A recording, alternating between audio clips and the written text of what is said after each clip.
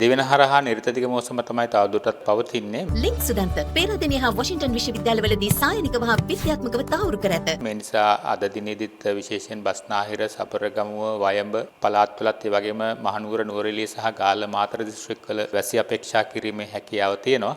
විශේෂයෙන් සවස් කාලයේ සිට තරමක වැසි සහිත කාලුණු තත්ත්වයක් අද දිනේදීත් අපේක්ෂා කරන්න පුළුවන්. විශේෂයෙන් බස්නාහිර, සබරගමුව වගේ පළාත් සහ ගාල්ල මාතර දිස්ත්‍රික්කවල. ඊට අමතරව දිවෙන් හරහා තරමක තද සුළං තියෙනවා. විශේෂයෙන් මධ්‍යම කඳුකරේ බටහිර බැවුම් ප්‍රදේශවලත් ඒ වගේම උතුරු මැද පළාත්වල සහ ත්‍රිකුණාමලය, හම්බන්තොට වගේ දිස්ත්‍රික්කවල විටින් හමන පැයට කිලෝමීටර් 30-40 පමණ තරමක තද සුළං අපේක්ෂා කිරීමේ හැකියාව අද දිනේදී පවතිනවා. ඒ සමගම දිවෙන වටා මුහුදු ප්‍රදේශවල තත්ත්වය ගත්තොත් සුළං නිර්ත දිශාවෙන් හමා යන වේගය පැයට කිලෝමීටර් 30-40 අතර ආගයක පවතිනවා. බස්නාහිර සහ දකුණු මුහුදු ප්‍රදේශවල තැනින් තැන වැසි අපේක්ෂා කරන්න පුළුවන්. ඒ වගේම මතක් කරන්න ඕනේ විශේෂයෙන් හලාවත සිට පුත්තලම, මන්නාරම හරහා කංකසන්තුරේ දක්වා වෙරළට ඔබෙන මුහුදු ප්‍රදේශවල සහ ඒ වගේම හම්බන්තොට සිට පොතුවිල් දක්වා වෙරළට ඔබෙන මුහුදු ප්‍රදේශවල සුළං වේගය විටක පැයට කිලෝමීටර් 50-55 පමණ දක්වා වැඩිවීමේ හැකියාව පවතින නිසා මේ මුහුදු ප්‍රදේශ තරමක රළු ස්වභාවයක් ගන්න පුළුවන්. මේ නිසා දිවර සහ නාවික ප්‍රජාව සම්බන්ධව අවධානයෙන් කටයුතු කරන්න කියන එක මතක් කරනවා.